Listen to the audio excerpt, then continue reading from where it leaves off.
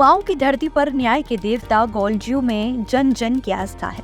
गोलज्यू के मंदिर में अर्जी लगाई जाती है और मनोकामना पूरी होने पर श्रद्धालु मंदिर में जो विधान होता है उसे पूरा करने आते हैं। नैनीताल जिले के घोड़ाघास में गोलज्यू देवता का ऐसा ही एक प्रसिद्ध मंदिर है। भवाली से महज 5 किलोमीटर की दूरी पर स्थित सैनिक स्कूल के पीछे चोटी पर बने इस मंदिर में हजारों घंटियां हैं। यहाँ नैसर्गिक सौंदर्य हर किसी को मंत्र मुग्ध कर देता है। घोड़ाखाल मंदिर में श्रद्धालु अपनी अपनी मन्नतें कागज और पन्नों में लिखकर एक स्थान पर टांगते हैं और माना जाता है कि गोलज्यू देवता उन मन्नतों से ही भक्तों की पुकार सुनते हैं। जब मन्नत पूरी होती है तो लोग उपहार के रूप में घंटियां चढ़ाते हैं। यहाँ ऐसी भी मान्यता है, अगर कोई नवविवाहित जोड़ा इस मंदिर में दर्शन के लिए आता है तो उनका रिश्ता 7 जन्मों तक रहता है।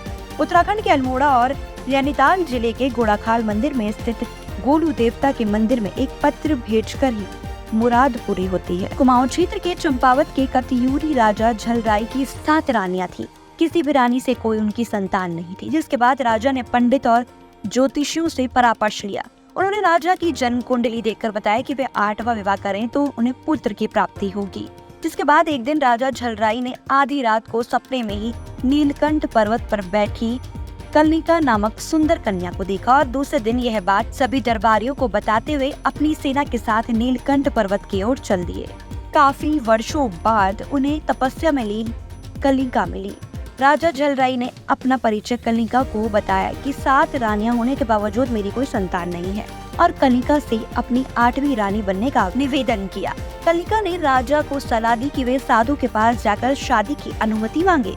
इसके बाद साधु ने राजा की पीड़ा सुनकर विवाह की अनुमति दे दी। रानी कलिका से राजा को संतान हुई तो दूसरी रानियों ने जलन के कारण बच्चे की जगह खून से सना सिलबट्टा रख दिया और बच्चे को खतरनाक गायों के गौशाले में फेंक दिया। बालक गोलू गायों का दूध पीकर बढ़ने लगा और रानी से कहा कि तेरे गर्भ से यह सिलबट्टा पैदा हुआ है, जिस कारण रानी काफी दुखी हुई। रानी ने गौशाला जाकर देखा कि नवजात बालक सुरक्षित है और उन्हें उसे बिच्छू घास की झाड़ियों में फेंक दिया। जब सारी चाल नाकामयाब रही तो आखिर में उन्होंने एक काठ के संदूक में बच्चे को रखा और काली नदी में फेंक दिया। संदूक 7 दिन तक बहते बहते 8वें दिन गोरी घाट में भाना मछुआरे के जाल में फंस गया। भाना मछुआरे ने संदूक खोलकर देखा, उसमें हंसता खेलता बच्चा निकला। मछुआरे की कोई संतान नहीं थी। ऐसे में वह बच्चे को घर ले गया, उसे पालने लगा। बच्चे का नाम गोलू रखा गया। गोलू ने सपने में एक बार अपनी माँ कलिका और पिता झलराई को देखा और भाना को सारी बात बता दी। यह भी कहा कि वे ही उसके असली माँ बाप हैं।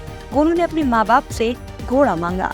भाना ने एक काठ की लकड़ी का घोड़ा बनाकर दे दिया। वह काठ के घोड़े पर घूमने लगा। एक बार वह अपने घोड़े को पानी पिलाने उस जगह ले गया जहाँ वे 7 रानियां नहाने के लिए आती थी। रानियों ने उसके घोड़े को पानी न पीने दिया। उन्होंने कहा कि काठ का घोड़ा पानी कैसे पी सकता है। गोलू ने उत्तर दिया, जब एक औरत सिलबट्टे को जन्म दे सकती है तो काठ का घोड़ा कैसे पानी नहीं पी सकता। रानियां यह बात सुनकर भयभीत हो गई। यह बात राजा के कानों तक पहुंची तो उन्होंने गोलू को बुलाया और अपनी बात सिद्ध करने को कहा। गोलू ने अपनी माता कलिका के साथ हुए अत्याचारों की सारी कहानी सुनाई।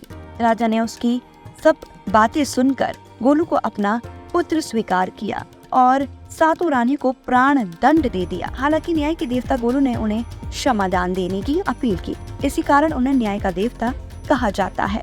ऐसी आत्मकथाओं से जुड़े रहने के लिए हमारे चैनल को लाइक, शेयर, सब्सक्राइब कर बेल आइकन दबाना ना भूलें और देखते रहिए हिंद बॉस भक्ति।